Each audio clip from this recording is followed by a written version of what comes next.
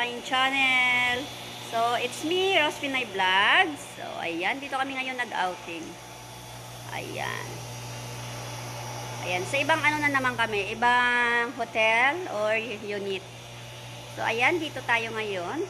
Nagsiswimming yung aking alaga. Ayaw ko mag-swimming kasi nga, uwi naman kami mamaya. Ayaw ko kasi mabitin. Mahirap mabitin, diba? So, ayaw ko mag-swimming. Kaya nag-vlog na lang ako. Habang ako, nagbabantay ng alaga ko, of course, siyempre, mag-vlog tayo, di ba? Dito ako. Mainit. Ayan. Hina, kag Marlene. Ayan. Ayan. So, ayan yung gagawin natin. Mag-ano tayo dito. Upo tayo habang nagbabantay tayo ng ating alaga, di ba? So, magbablog-vlog lang tayo. Maganda dito, ayun, may yung CR. Medyo malaki yung swimming pool nila, yun. Sa hapon na ako nagsiswimming, pag ganitong oras, hindi talaga ako nagsiswimming kasi ang init. Sira na nga beauty, masisira pa sa init, di ba? Ayan. O, di ba? Ayan. So, malapit tayo sa makina ng ng swimming pool. Ayan, kaya medyo maingay. Shoutout sa inyong lahat dyan, sa aking mga member. Shoutout sa inyong lahat, hindi ko na kayo maisa-isa. Maraming salamat sa patuloy na support at patuloy na pagtitiwala sa akin.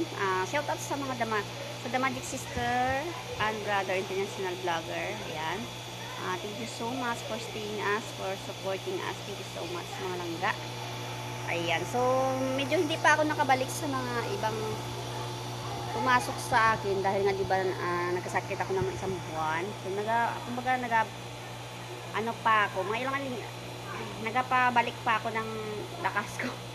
Kaya hindi ako masyadong sa cellphone kasi nga normal naman yung dugo ko, lahat normal. Sabi lang ng doktor sa akin, siyempre, it's a sign of aging na siyempre tumatanda na tayo. So, nasa mata ko siguro kasi nga minsan alas-dos na ako ng daling araw natulog o launa dahil sa paggawa ng aming PL sa The Magic. At hindi lang yun, siyempre nababalik din ako sa iba, nagsusupport. Kaya sabi ng amo ko, siyempre nagkakaedad na, babasahan ko lang daw yung cellphone. Kaya yun, kung hindi man ako makapagbalik sa inyo kaagad, sorry talaga ha, kasi mahilalaga sa atin yung ating health, yung ating kalusugan, kasi nga tumatanda tayo, mahirap may sakit, mahirap kapag madapuan tayo ng sakit kasi matuloy-tuloy na yun, mahirap magpagaling. So, mahirap magpagaling. Sa mga isang buwan akong may sakit, mahirap talaga. Oo. Parang binabatayan mo lang palagi, parang nakatutok ka lang dun sa sakit, hindi ka na makatutok sa trabaho mo, ganun. Ayan, so nag-swimming sila. Ayaw ko mag-swimming ng yung sa umaga papuntang mainit. Yung katulad nun, hindi masyadong mainit tapos papuntang init. Gusto ko mag-swimming yung mainit papuntang malamig katulad nun sa hapon, di ba? Pag hapon kasi papunta sa sa hindi mainit. Pero yung sa umaga papunta kasi sa sobrang init, ayaw ko. Ayaw ko ng ganun. So, kung mag-swimming man ako sa hapon, takip siling yan, nag-swimming ako. Mamaya parang uwi lang din kami, baka hindi ako makaswimming, gano'n. Kasi ayaw ko mag-swimming na yung papuntang sa init, yung painit na painit, yung klima, ayaw ko. Kuha ko nito mamaya, itanim ko sa bahay. Kuha ko nito mamaya, itanim ko doon. Mayroon kasi akong paso doon. Ayan. And shout out sa inyong lahat dyan. Bibidyo-video lang tayo.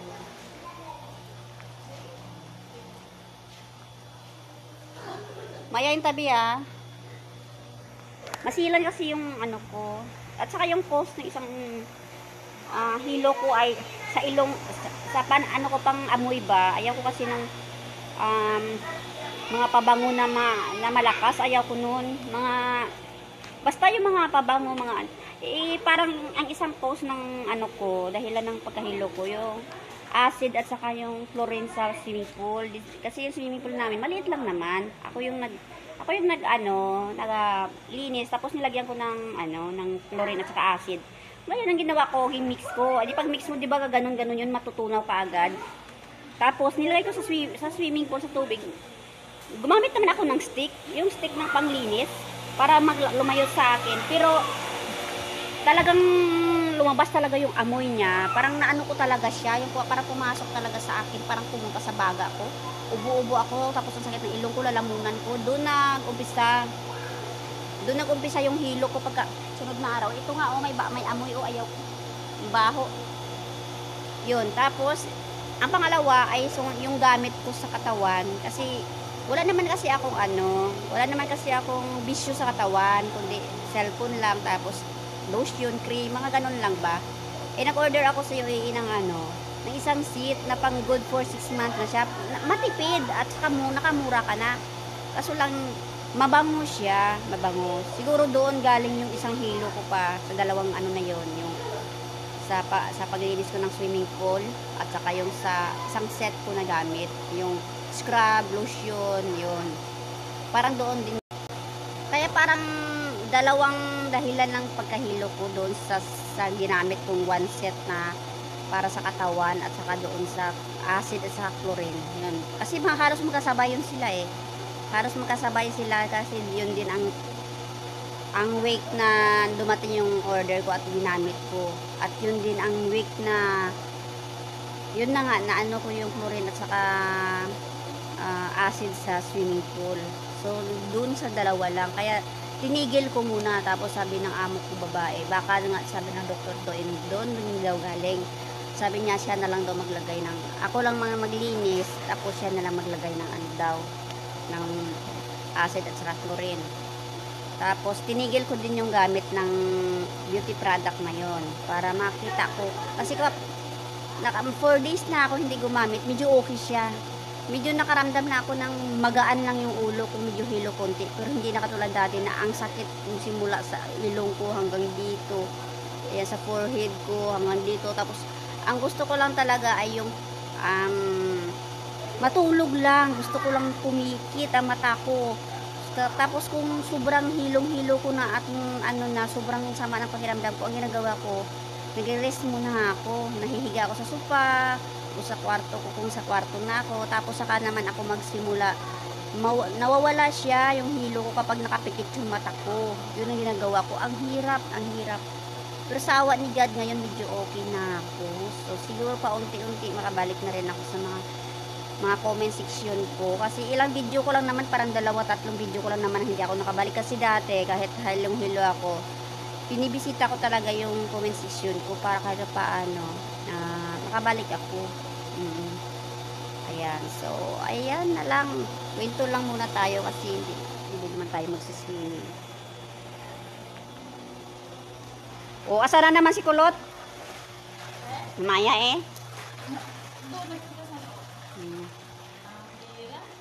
Ayan. Alaga ko pa sumot pa. Ayan. Ang ganda dito, nabulak-bulak ko. Dito lang ako sa lilid, doon sila, oh.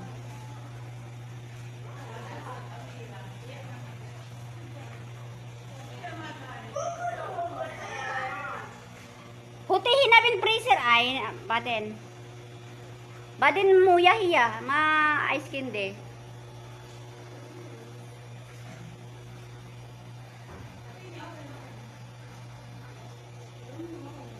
Ang ganda dito. Ayan.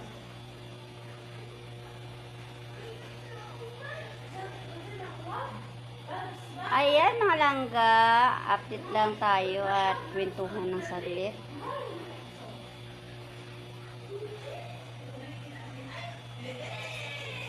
Ayan, shout out sa inyong lahat dyan. Ito yung namin, oh. Second floor siya.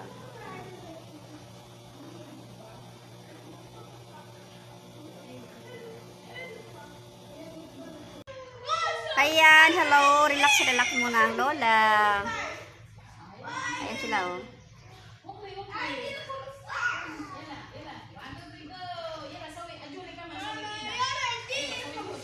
Ayan, relax muna habang nagbabantay ng mga ng alaga. May kasama man sila doon isang katulong na Pinay, si Marlene.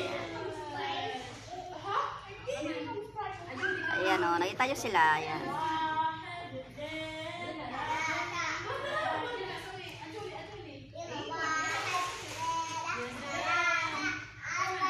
Ayan. Mainit, pero dito ako sa silong. Ayan o, mainit o. Ayan, mainit pero dito ako sa silong. Ayaw ko kasi mag-swimming. Ayaw ko talaga mag-swimming na painit ng painit yung araw. Pero kapag ano, yung mainit tapos papunta sa malamig, katulad nun paano na yung araw, palubog yun. Yun ang gusto ko mag-swimming kasi palamig na yung panahon, hindi yung painit na painit kasi talaga ako masilan sa init. Sasakit ang ulo ko niyan. So, gagawin ko niyan mamaya kahit hindi ako mag-swimming, Panadol. Inom ako ng Panadol kasi nga sasakit yung ulo ko. Masakitin talaga yung ulo ko sa init. Simula pa na dati.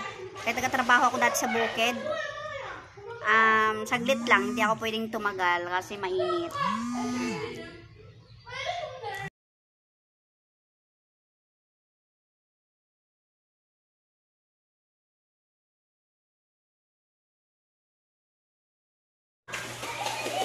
Ang ganda ng panahon.